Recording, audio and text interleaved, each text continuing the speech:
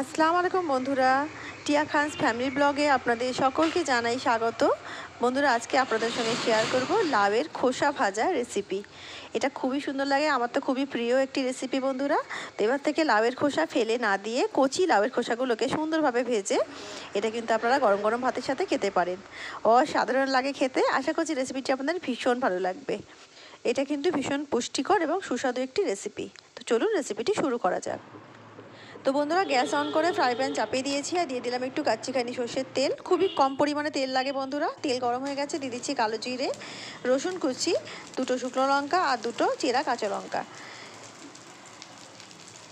এগুলোকে জাস্ট একটুখানি নাড়াচাড়া করে নেব বন্ধুরা। আমি একটি ছোট্ট কচি লাউয়ের অর্ধেকটা খোসা নিয়ে নিয়েছি বন্ধুরা। অর্ধেকটা লাউয়ের খোসাটাকে আমি কুচি করে কেটে নিয়েছিলাম, যেরকম করে আমরা আলু ভাজা করি সেই ঝিরি করে সেইভাবেই সেটাকে দিয়ে একটু নাড়াচাড়া করে নিচ্ছি বন্ধুরা। এরপরে এতে দিয়ে দিচ্ছি স্বাদ মতো লবণ, একটু দেবো হলুদ গুঁড়ো আর অল্প পরিমাণে একটুখানি চিনি দিচ্ছি সামান্য পরিমাণে।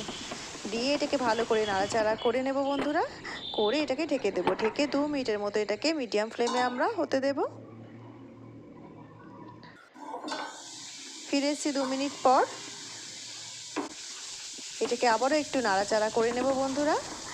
আর এবারে নাড়াচাড়া করার পর এতে আমি দিয়ে দেব একটা মিডিয়াম সাইজের পেঁয়াজের অর্ধেকটাকে আমি পেঁয়াজ কুচি করে রেখেছিলাম রাফলি, এটাকে আমি কুচি করে রেখেছিলাম, সেটাকে উপর থেকে দিয়ে দিলাম। দিয়ে একটু নাড়াচাড়া করে নেব বন্ধুরা।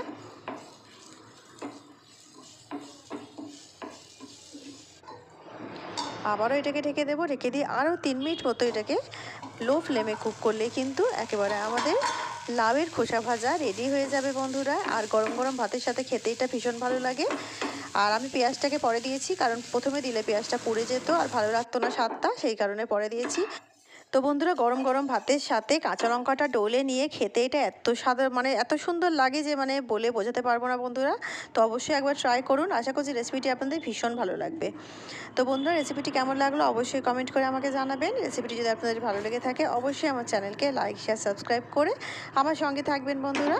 তো রেসিপিটি পুরো দেখার জন্য আপনাদের সকলকে জানাই অসংখ্য ধন্যবাদ। দেখা হচ্ছে একটা অন্য নতুন রেসিপির সঙ্গে। ততক্ষণ সবাই ভালো থাকুন, সুস্থ থাকুন। আল্লাহ হাফিজ।